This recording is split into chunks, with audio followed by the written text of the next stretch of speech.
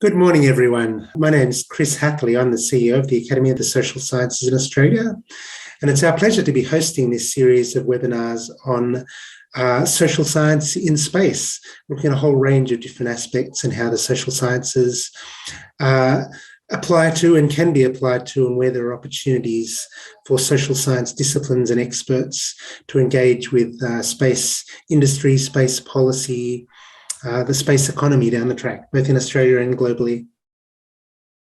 Before we begin, I'm going to show an acknowledgement of country video, which we have prepared for these online meetings.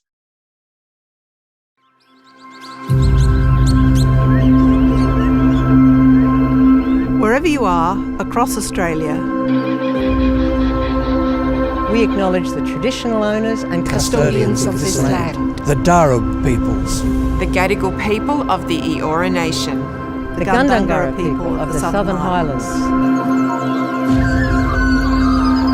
the Ngunnawal people of the Canberra region on whose country we are standing, and all other peoples of this vast continent. Their ongoing connection through custodianship of its land and waters, physical and spiritual, through culture, language and ceremony. Where sovereignty was never ceded, we pay our respects to elders past, present and still to come.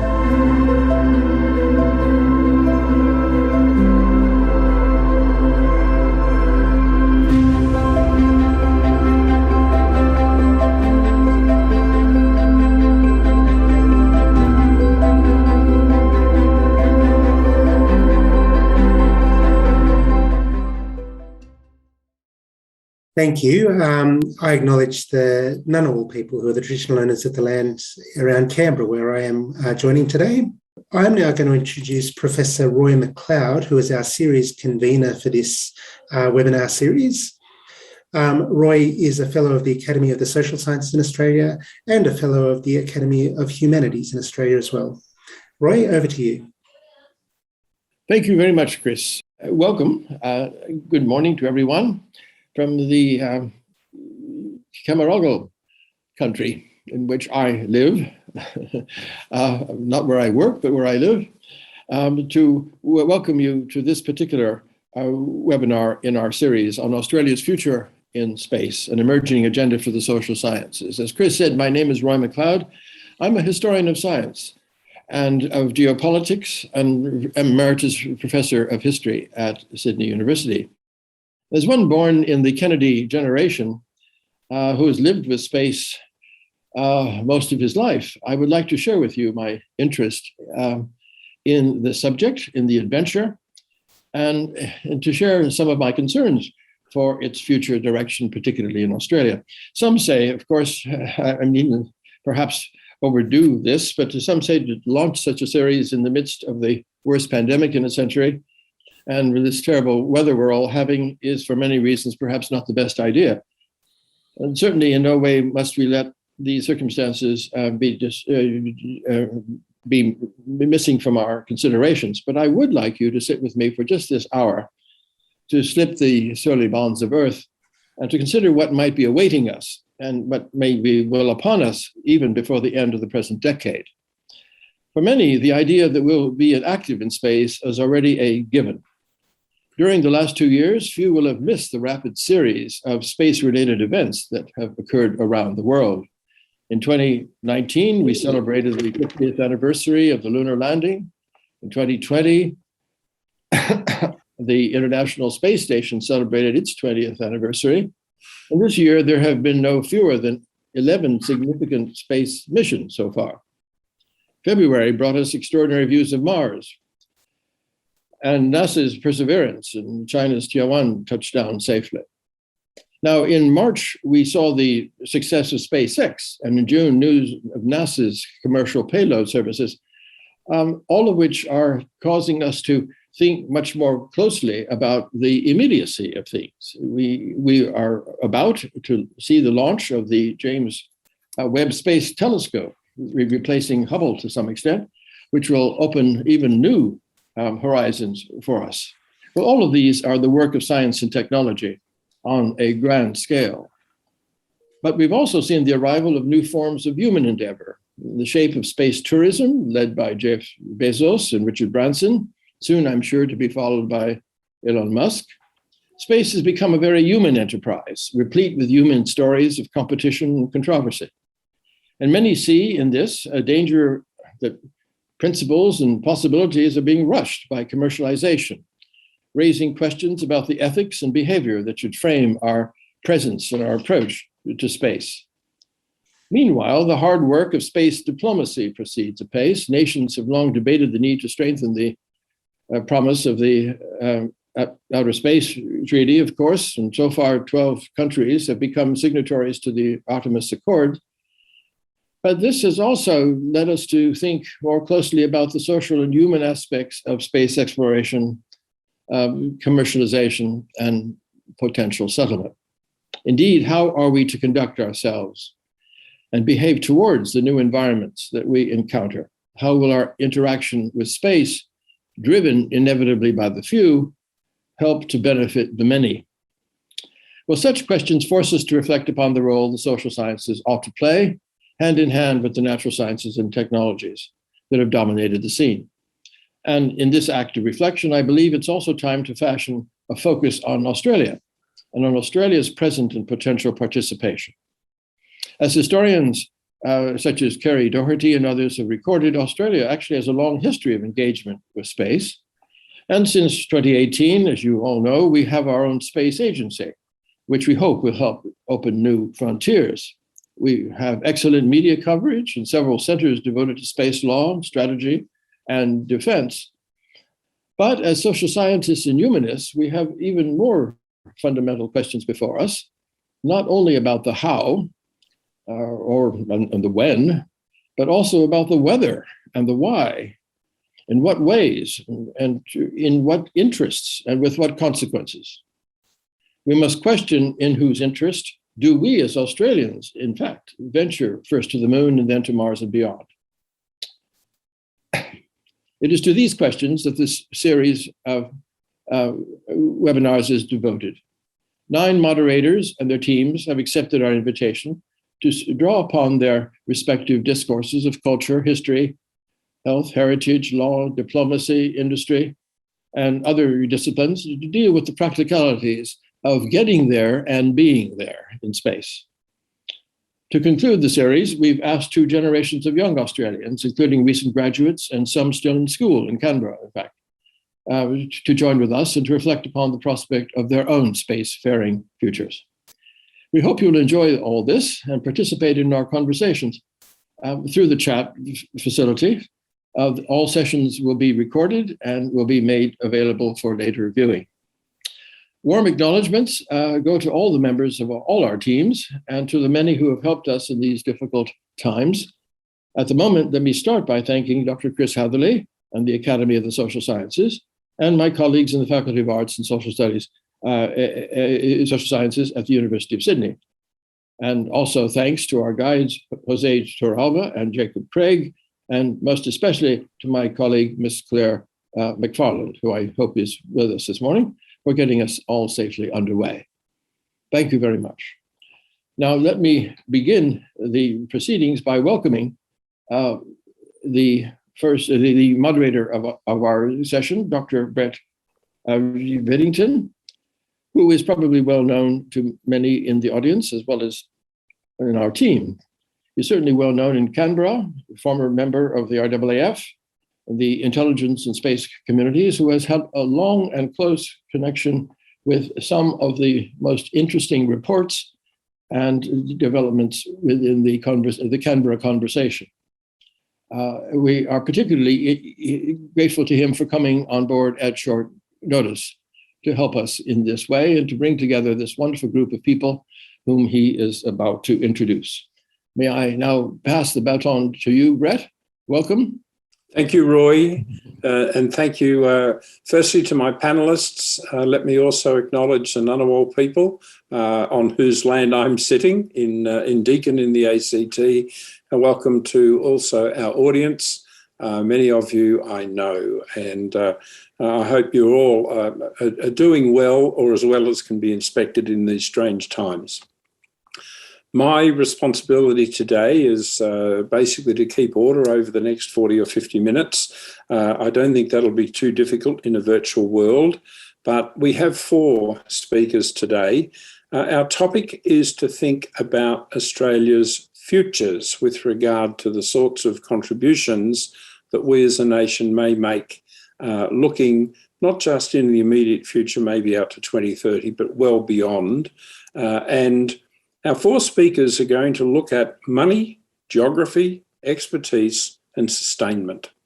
Troy McCann, amazing young man who is basically looking to build the sort of financial basis that we need beyond the government investment. Then we'll toss to Carly Scott. Carly's the CEO of Equatorial Launch Australia, which is all about, of course, getting into space. ELA has a launch site right on the northern tip of Australia at Nullarbor or Gove Peninsula. Then we're going to go to Craig, and Craig will talk to us about mining and using the sort of technologies that we are very well adept at using in this country in on-earth mining, and think about the sorts of capabilities that we have that might then apply in the off-earth situation.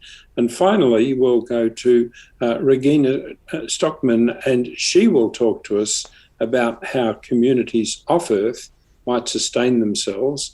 And that, of course, has very much a feedback loop back to Earth. So I'm not going to take any more time now. I'll do a quick summary at the end and ask Troy to start us off with his comments. So Troy, over to you. Great. Thanks very much, Brett. Hi, everyone. Thanks for coming along. So yes, my name's Troy McCann. I'm the CEO and founder of Moonshot.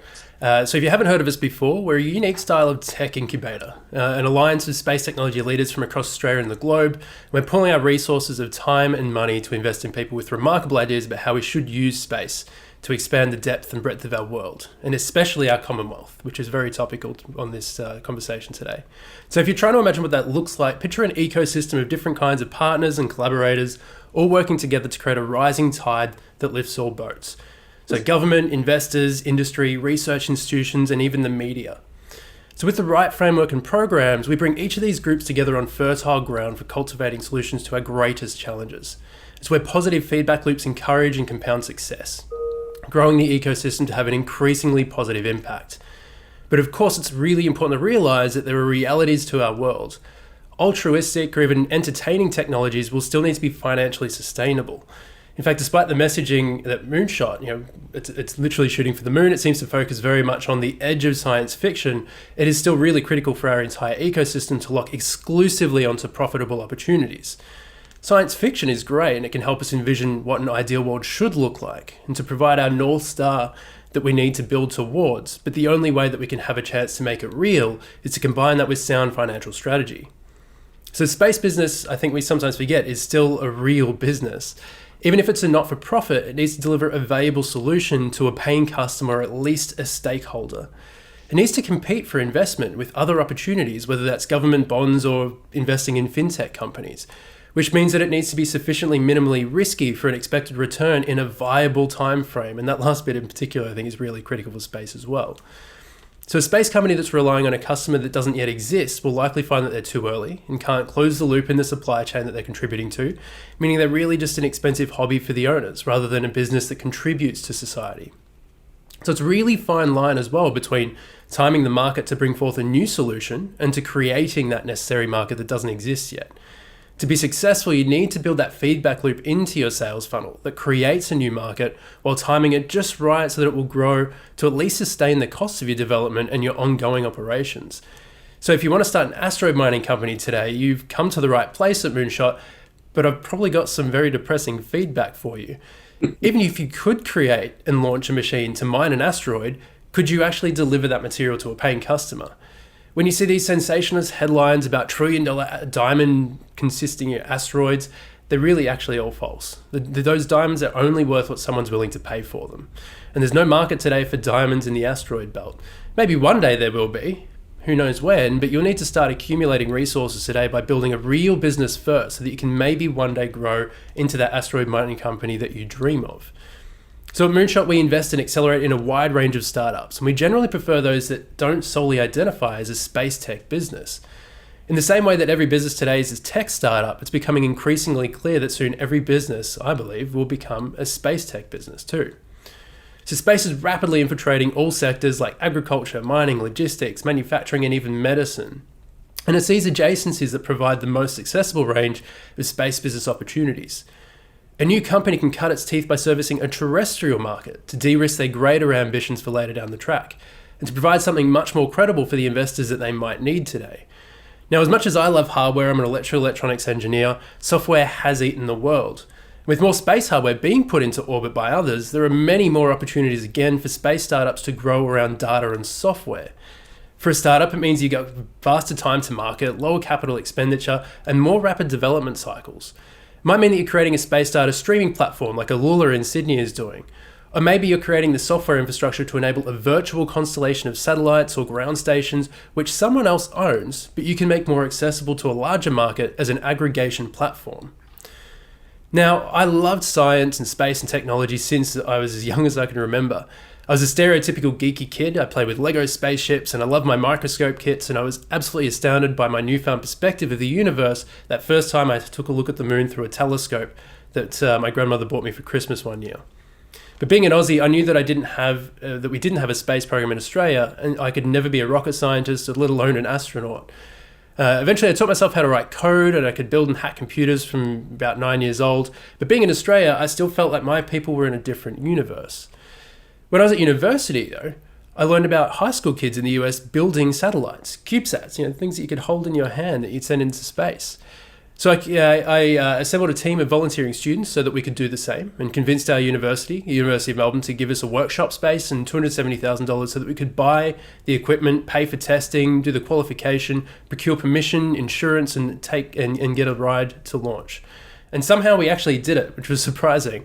It was an incredible feeling to see an amateur radio operator on Twitter let us know that he'd received our message from space, which was, "If found, please return to the Melbourne Space Program." So by this stage, I'd started 2 other companies of my own, and that was entirely by accident, because I always thought that a business was only for already wealthy people, and that was definitely not my background. But even though I was breaking my own long-held beliefs, I really still didn't think that space tech was something that I would be able to do beyond being a hobby. And that was until I was pushed into an elevator with Buzz Aldrin one day at Melbourne Town Hall, which is a story for another time. But we got talking about how space was becoming truly democratized, and it wasn't the exclusive domain of rocket scientists bankrolled by the treasury of a large superpower or even that of tech billionaires with inflated egos anymore. A space business could be built with minimal cash, and so a few months later I sold those existing businesses of mine so that I could found Moonshot to make sure that we have more Aussies that can find out about this incredible secret, and to provide them with the starting capital, mentorship, facilities, networks, and all the things that are needed to start building something incredible. So overall, at Moonshot, we're striving to enable an Australian space ecosystem that's internationally competitive.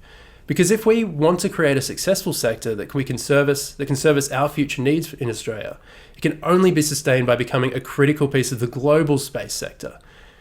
We've created a powerful virtual ecosystem over the last few years at Moonshot, but to get to the next level, we need to anchor it somewhere in the real world. And so at Moonshot, we're growing our team as we speak, and we're actively looking for the first place in Australia to establish a physical Moonshot hub, a physical nexus to create closer physical proximity between each of the different parts of our growing ecosystem.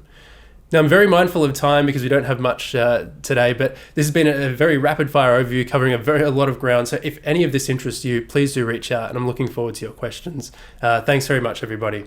Troy, thank you. That was fantastic. And what a way to start the day in the morning. Cheer us all up. So well done, you. And I'm going to go straight now to Carly and Carly Scott and ask Carly to tell us all about Equatorial Launch Australia and where you fit into this emerging ecosystem of ours. Great. Thanks very much, Brett. And always a pleasure to go after Troy. I am a Moonshot mentor and big fan, and that was a great presentation. Thank you. Carly Scott here. It's great to be with you from Equatorial Launch Australia. I am the CEO. We're developing a commercial spaceport, which is the only equatorial launch-on-demand commercial spaceport in the world. And I'll go through why that's important and relevant to Australia, our setting now and going forward in just a moment. I'm going to share some slides with you as well for some visuals to talk a little bit about our business and what we're doing, a little bit about why space is important to me and what I think it means for Australia, and so some of those future opportunities as well. So building what Troy was saying, hopefully we're one of those examples of a real business that is planning to contribute positively back to society, and we're looking to do that through providing a unique launching experience from Australia, as Brett said. Now, when we look at the Australian scene and where we are in Australia, Equatorial Launch Australia, is in the top right-hand tip of the Northern Territory.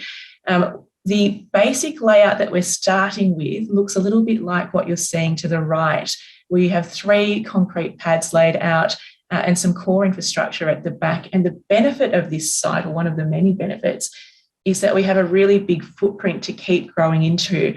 And so we are able to, from this site, launch all known and viable technologies to all orbits. And that's a really critical component around that flexibility of what this launch site provides. But another component of why Australia can provide a real business with real opportunities for commercial and social growth in Australia is our geographic positioning. Now, it's not just the top right-hand tip of the Northern Territory, but when you are at that top right-hand tip in the Northern Territory, you're also at 12 degrees from the equator. Now, this dotted line that you can see around the equator is showing 15 degrees either side of the equator. The reason that that's important is because it's a real sweet spot for efficient launch, which gives Australia a strategic, long-term, significant competitive advantage around access to space, which is what we're talking about for space businesses. And why is that the case? Well, if you are close to the equator, the ground speed is faster as the Earth naturally rotates, so your rotational velocity gives you an extra kick. What that means is if you're launching from near the equator, you need less fuel, and so you can get to space more efficiently and pack more payload into each rocket. So that gives you a really, really strong point of interest. Not only is Australia geographically stable, great trading relationships, but we have this huge advantage in launch that gives a very efficient launch. Now, it's an efficiency not just in fuel savings, but you're also able to get directly to the moon, so 2 direct lunar insertions per day. The ability to get to geo orbits efficiently and a range of other deep space activities efficiently saves you on time and significant other costs for your initiative as well. So what we're talking about when we say Equatorial Launch Australia, commercial, efficient equatorial spot, is a long-term advantage that Australia naturally offers by its geography. It's a huge thing for us to be able to then position ourselves for launch and provide other nations with that diversified and efficient option. So, for example, the next question would be, well, that sounds good, but commercially, as Troy was saying, is it appealing? Do people really think that they can make the most of travelling to Australia to do their launches instead of being at one of these other locations? And the quick answer is yes. So we had NASA out in 2016 to do a feasibility study. That went very positively. We now are in contract with NASA. It's a world first for them at NASA to launch from a commercial site anywhere in the world. And that contract will see 3 sounding rockets launch from our site midway through next year. So certainly we are able to do business. That commercial viability is there. It's very, very exciting that Australia is playing a serious role in launch now and into the future. And when you look at that advantage in a little bit more depth to give you that feel for why it is, again, that of all places, Australia is really ready to go right now. When you come into that top right-hand tip, not only can you launch over about 500 or 600 kilometres of the Gulf of Carpentaria, which is a fairly quiet area, you can also launch back down south west over land as well, which is what NASA's doing with us. And when you fly into the region direct from Darwin or Cairns, you're flying into a city-quality airport, and then just 20 odd kilometres away is a deep water port, a city, a 32-bed hospital. And following this yellow line, it's not just a road out to the launch site, but it's also fibre optic cabling. So what you're seeing here is a low-risk, highly viable, very efficient location with significant built form already in place, which gives us in Australia a huge advantage and lead on other locations around the equator that might otherwise look to establish a spaceport. And that's a little bit about what it looks like, but I also wanted to touch on what does space mean to me? What do I think that inspiration piece is? And what does that future look like? Now, one of the components that we're talking about why do we go into space? And Roy was saying, what is that piece? Who are we doing it for? Certainly that inspiration piece isn't just a fluffy, ambiguous concept. It has real outcomes for people on the ground right now. And when we talk about space in the Northern Territory, I'll give you 3 examples of how that inspiration really solidifies around the opportunity for not just commercial but social outcomes and positive outcomes going forward. When we were bringing NASA team members up to the Northern Territory and supporting those activities a couple of years ago, one of my friends in East Arnhem called me and said that her son of a miner, had always gone to school. He was in primary school, and he just thought that science was not for him. He never needed to know anything about science. And who needs to know anything about science? Now, when he heard from some NASA scientists about the different things that they look at and different ways that they look at the universe and the Earth, he was so inspired. He went home to his mum and said, I've got to start learning science. I've got to start learning other things now, and really started to appreciate that the world was a more diverse place than what he first thought. And I think that opportunity to show children that there are more opportunities than what they thought is always something that's worthwhile being a part of in that conversation.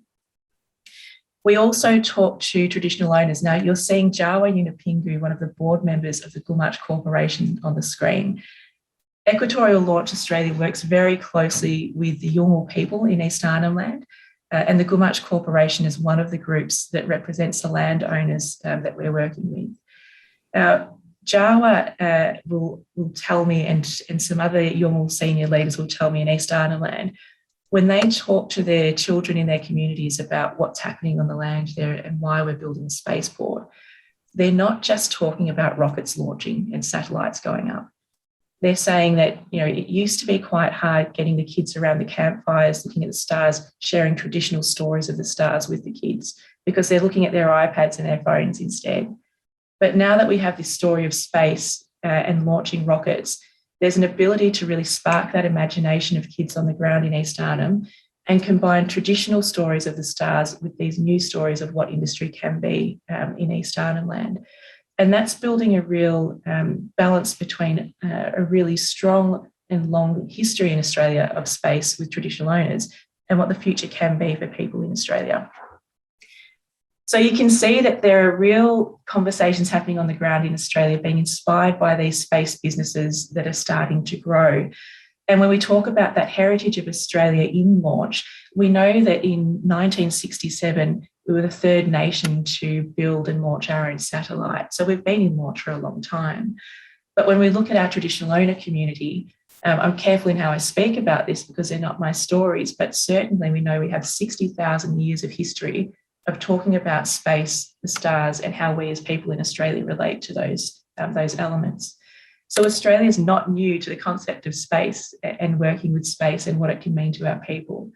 And I think it's really exciting now when you look to the future of what space can be and start thinking about what does it mean for Australia.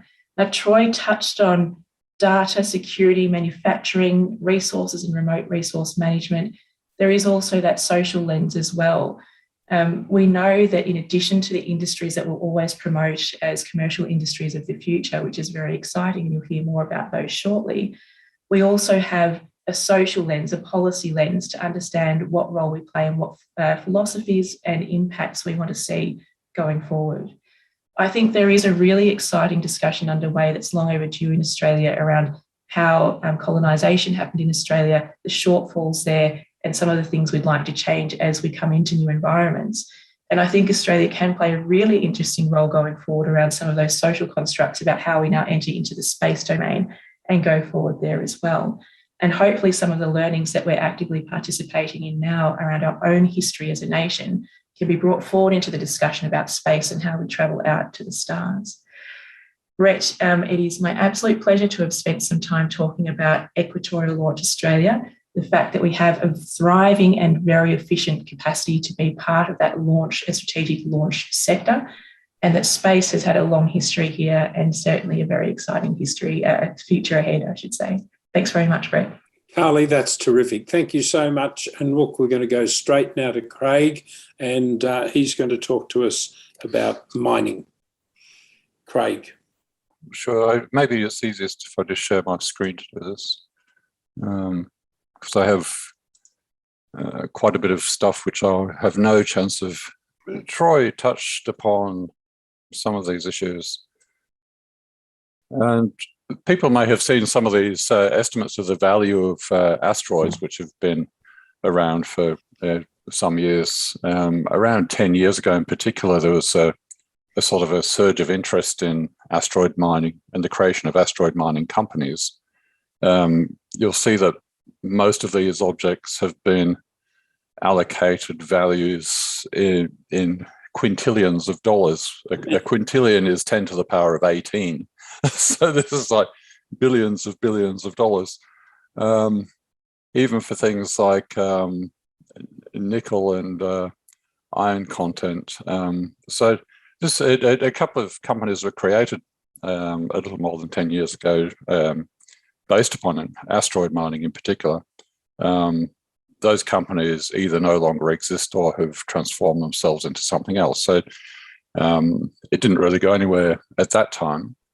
But now we're seeing a resurgence of interest in concepts of resource mining on the moon or on Mars in particular, but there is still an interest in asteroids for the potential resource content. But rather than metals and other materials, the greatest attractive short-term resource of interest is actually water, and particularly water to be used as a source of propellant. And we can ask how we value these things. We can look at the value of a mass or a volume of water in low Earth orbit as being equivalent to the cost of launching it from the surface of the Earth. So if you use something like Falcon Heavy, that's about the cheapest method at the moment, it ends up being worth about $1.4 million a tonne.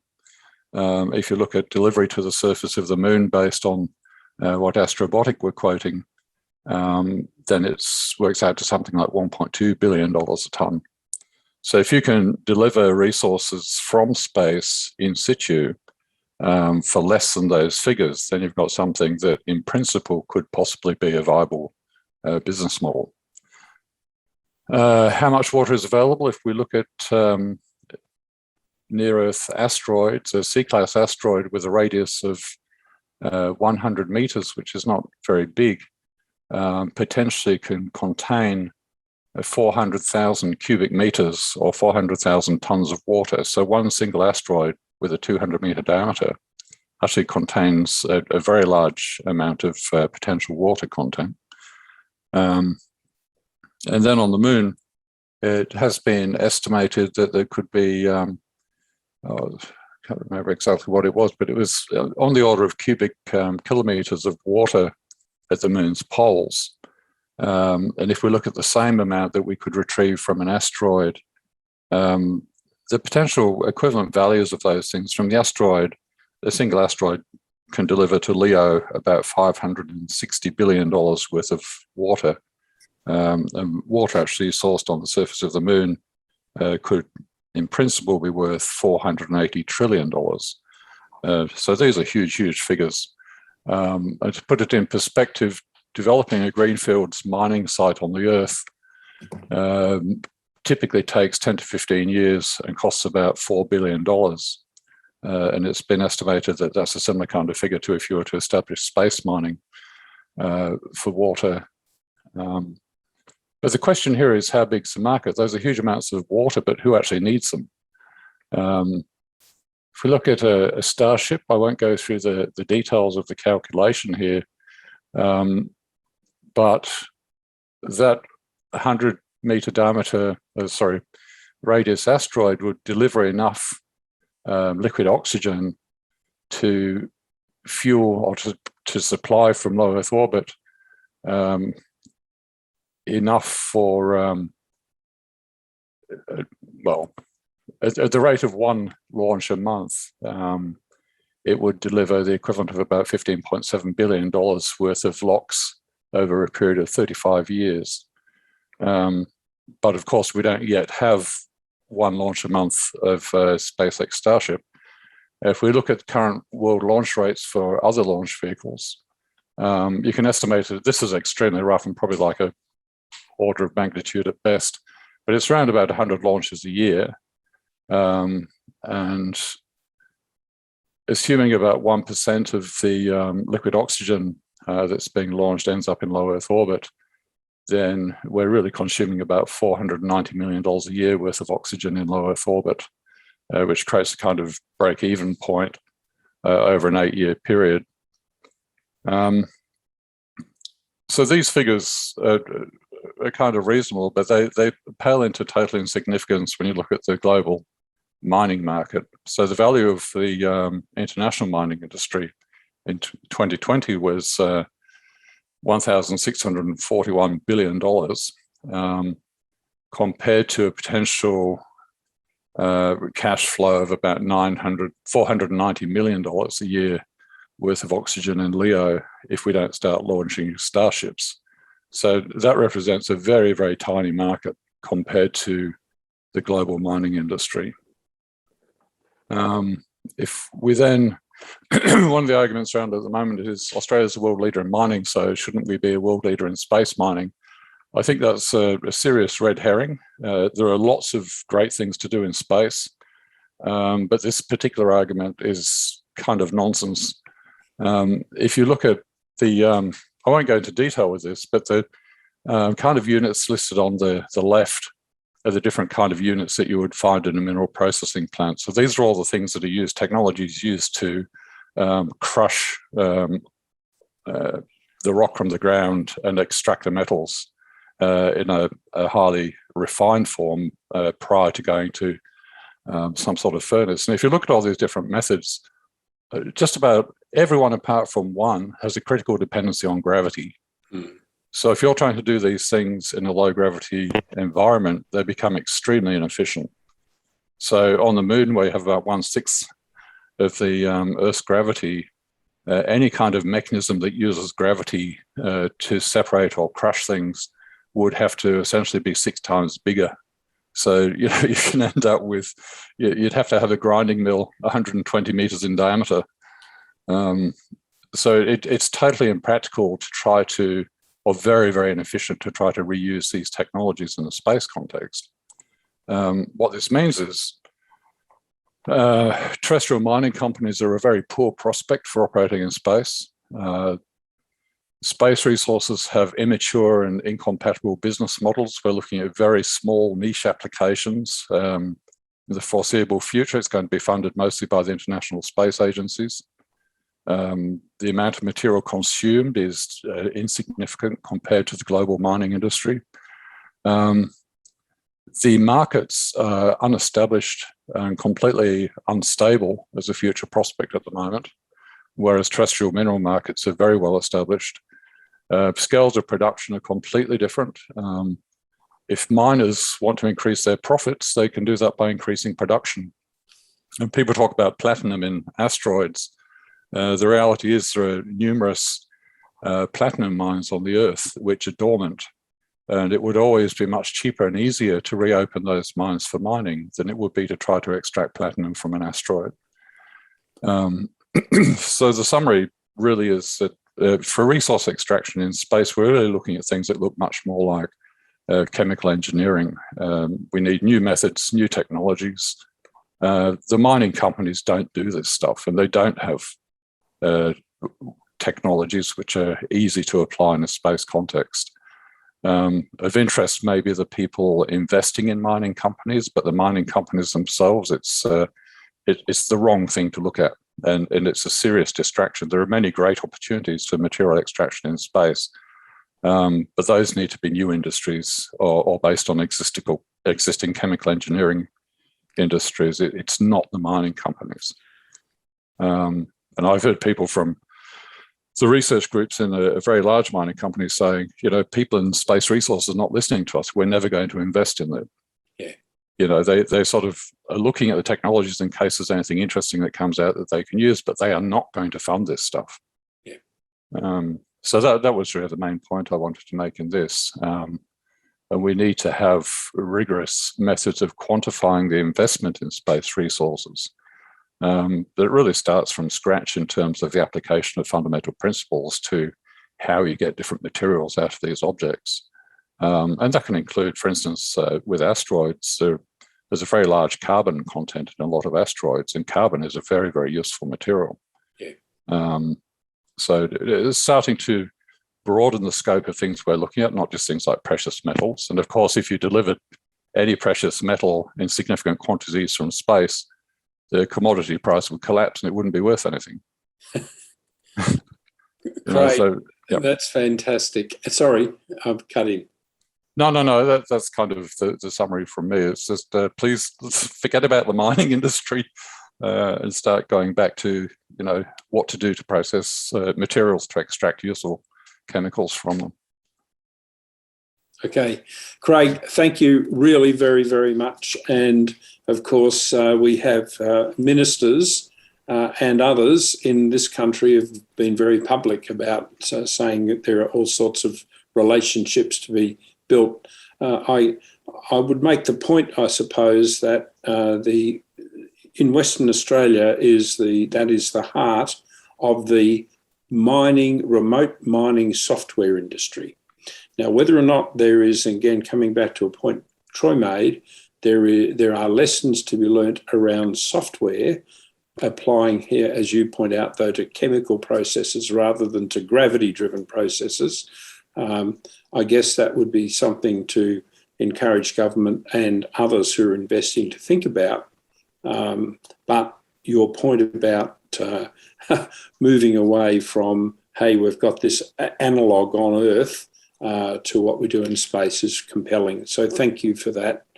And now let's go to our final speaker, Regina Stockman. And Regina's going to talk to us about how we feed people if they we set up settlements off Earth, but also then what that might mean, closing that loop back to how we feed people more efficiently on Earth. So Regina, over to you. Okay, thanks, Brett. And yes, today I will introduce you to the important topic of healthy foods for space travelers. So the length of time away from Earth leads to quality nutrient losses in foods brought from Earth, resulting in nutrient deficiencies in space travelers. Missions to the International Space Station take 9 months, and those to Mars take 5 years and longer. So the key challenges we're addressing are that long space missions require, firstly, that food is produced in space, and secondly, that the health and well-being of space travelers may be impacted due to physiological factors of space travel, such as microgravity, lack of exposure to sunlight, and constant mental alertness. A key strategy to overcoming these challenges is to provide food production systems to space travelers that can, within the space setting, produce food and specific nutrients, and systems that produce these foods and nutrients on demand. So in CSIRO, our research activities and time we spend on the space food is targeted towards various objectives. And these are to provide healthy foods and food supplementations to the diet of space travelers through the production of food and nutrients within location in space. One of our current projects, which is the first one indicated here, is that we're using microbial biofactories. We use our identified microorganisms that are designed by our world-leading synthetic biology capacity. Synthetic biology capability for suitable biochemical pathways to express desired nutrients at high titer. Our biofactory will utilize inputs readily available in space, such as radiation energy, carbon dioxide, brackish water, and urine, to transform these inputs into nutrients and nutrient fractions for dietary use. As a result, food and nutrient security of space travelers will be established and material loops will be closed, and this will help to enable longer missions and self-sustaining, independent, healthy life in space. Our biofactory system will be integrated into the materials flows of the space environments, thereby meet our targets of low material inputs, highly efficient conversions, zero waste, and high yield. Secondly, we also conduct research here on Earth on vegetables and food production for indoor agriculture, and some of our findings are relevant to growing crops and plants in space. Here we are resolving research gaps such as crop diversity, breeding with desired consumer traits, closing energy, water, and nutrient loops, designing hardware for adapting crops physiology, and for indoor lighting. And then finally, we're also conducting research on the effects of radiation on foods. For example, we have found that the impacts of gamma irradiation on some food products can result in vitamin losses and color losses within 10 days of storage. However, we are not only conducting research led by CSIRO, we're also contributing to an ecosystem, which you can see here on the right-hand side. So we collaborate and coordinate within that Australian ecosystem. For example, we are contributing to the Australian Space Agency discussions on space medicine and life sciences roadmap. We are also in discussions with Swinburne University of Technology in their Space Technology Institute for our microgravity research. And we are also collaborating, for example, with the University of Adelaide on their EOI for an ARC Centre for Excellence for plants in space. However, we are not only conducting with our multidisciplinary research for space for the space setting, but we're also thinking that there will be opportunities that can be translated into terrestrial settings. For example, learning about water, energy, and nutrient efficiency, meaning a kilogram of food produced per amount of energy put in, will help us to be more efficient in food production on Earth as well. And we will also learn about recycling. We also learn about, due to the recycling, about salinity and tolerance of biological systems, both microorganisms and plants. We are learning about the response of cellular expression systems that can be modified through microgravity, and that of course has impact on growth of biological systems and expression pathways of particular nutrients. We are also learning more about the link about human nutrition and psychology, and especially we are interested currently in our terrestrial research on the gut-brain axis, which might have also impact for space travelers, of course. And we are also translating some of the learning into hardware design and technology development, including sensor and automations, which we obviously would need for our biofactory in space. In specific to plant research, which of course Australia has a strong background, is we learn about the architecture, flowering, and food setting of various plants under LED lights. We are understanding better the food safety risk associated with pick and eat crops, and balancing carbon dioxide and oxygen demands for different plants, just as much as the understanding of water recycling through transpiration and condensing humidity. So therefore, the impacts for us on Earth is that we learn more about closed cycle zero waste food production for proteins and other nutrients that are important for humanity. Our food production systems become more resilient to environmental factors such as droughts and floods. And we also think that we can have more decentralized food production that might be more sustainable and resilient in emergency situations such as disasters and pandemics. So then lastly, food does not only sustain health and wellness through consumption of food, but it also provides other psychological benefits to humans through the interactions with food. So we understand the critical role of whole foods on crew mental wellness and people in other confined settings. It applies as much too as well. So in the International Space Station, recently the crew were able to consume some lettuce that was grown in orbit.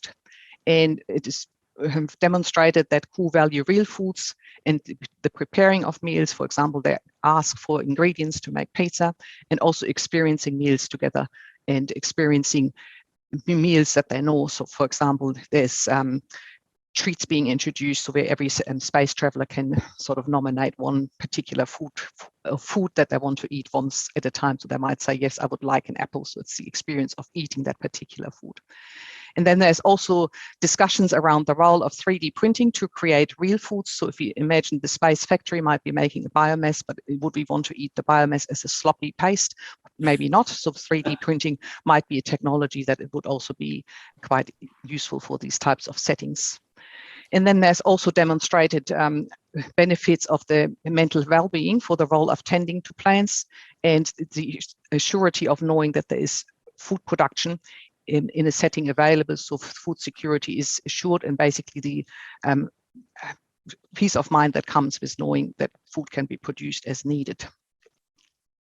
So thank you for your attention. Regina, thank you really very much for that. And I think any thoughts that I might have had of wanting to be an astronaut have been turned off by the thoughts of the sloppy mass. So thank you very much. Now we have got time for some questions, and I have one, which is from Claire. Can you see us growing food in space and tending gardens? And I think you might have started to answer that, but you might care to expand on that. So if we think about the space setting, so it's going to be a very contained setting. So the tending a garden obviously depends how diverse a garden would be. So we can see, and we already have demonstrated in the international space setting, that, for example, tomatoes or some select crops could be grown, but tending a diverse ecosystem like a full garden is probably very much in the future at this point in time, because we don't understand really the interaction of the parameters like soil, bacteria, physiology of plant, root system development, respiration rate of the plants, etc. Thank you. Thank you. Now, that is the only question I've received. There is time for one or two other questions if either somebody quickly types from our attendees, or else are there questions from the panel, in which case just unmute and ask your question. May I ask a quick question, please? Roy, go ahead. One or two. I very much enjoyed these presentations. Last first, I suppose, I wonder who is going to buy all this interesting research that CSIRO is doing on food and agriculture? Do you have markets in mind? Do you have companies investing already, or expressions of interest?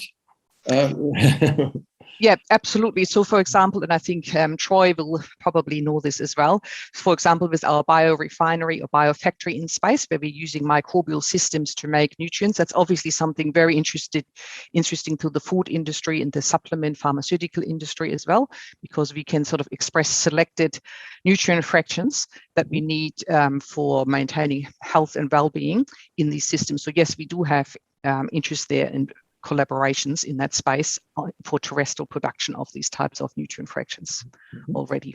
Okay. And obviously also for the plant research, the indoor agriculture and glasshouse production of high quality food and vegetables is obviously also a growing industry as well. Now, so especially in confined settings, apartment buildings and areas where there is no arable land to have open agriculture, some of these high value crops are already grown in glass houses as well.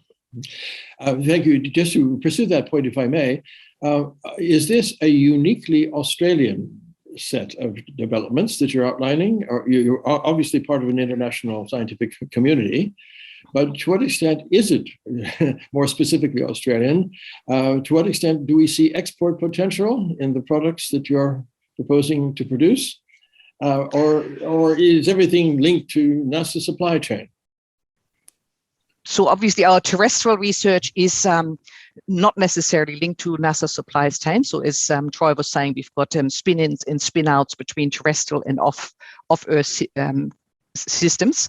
But in terms of how competitive and how unique Australia is, so obviously other countries, and especially countries that have not a lot of land mass but high technology in their society, such as Singapore, they're looking deeply into these methods as well. So we're not unique there. Where we're probably unique is especially in the plant sciences. Australia and the Australian research community has had a strong track record in plant sciences and understanding development and productivity of crops. So we can probably contribute there a lot of knowledge in yields and pathways of expression of compounds, making plants more resistant and specifying or designing plants for meeting demand for consumers, but also adapting to environments. So we probably are leaders, world leaders in that space, definitely. Thank you very much. Now we have two final questions. One for Craig, which is, and I'll say both the questions and then ask you both to respond. For Craig, the question is, assuming sufficient investment, how long before we could successfully look to mining off Earth?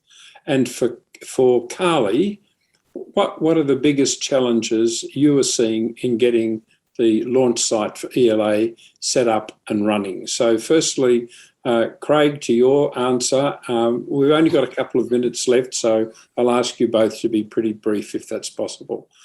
Craig. Yeah, I think the main challenge with off-Earth resource extraction at the moment is that we don't understand where the resources are and how they're kind of disseminated in the host material in sufficient detail to be able to design an extraction operation.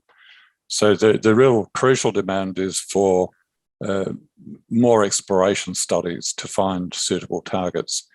Once we have a suitable target, which might be, say, a region in a shadowed area of a crater on the moon, depending where it is, there are further challenges. If it's near the poles, there's a problem with power supply. If it's in a place where you can access sunlight, then I think maybe, you could start extracting something within a few years, but to extract usable amounts, I think at a minimum 5 years, more realistically, maybe 10 years to actually get some sort of system going where you're generating water that can then be hydrolyzed to put fuel into some other vehicle. I think a 10-year time frame would be realistic once you've found the resource. Thank you. And Carly, changing the subject completely. Thanks very much for the question.